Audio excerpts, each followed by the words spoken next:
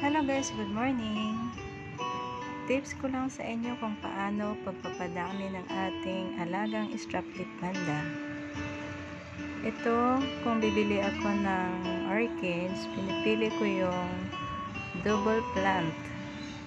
Kasi mas mura kasi siya kaunti kaysa single plant.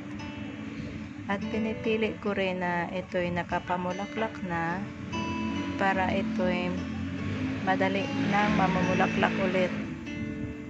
Tulad nito, nabili ko to last January pero ngayon may flower na naman.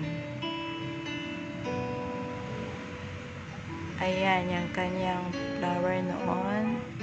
Saka ito meron din, At saka meron na rin siyang spike. Double spike yan.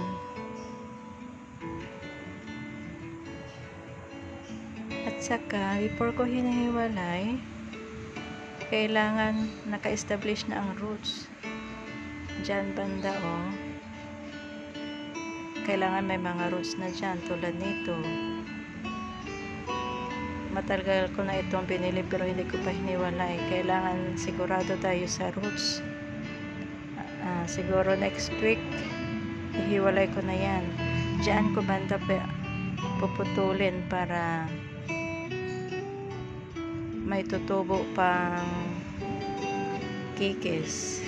Yan.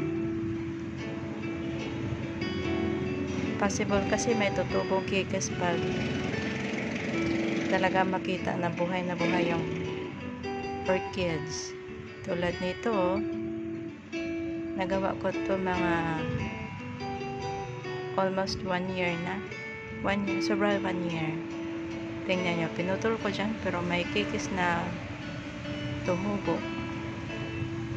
Ayan, dalawa pa yan. Ayan, pero hindi ko pa yan maiwalay dahil wala pa siyang roots. Ayan.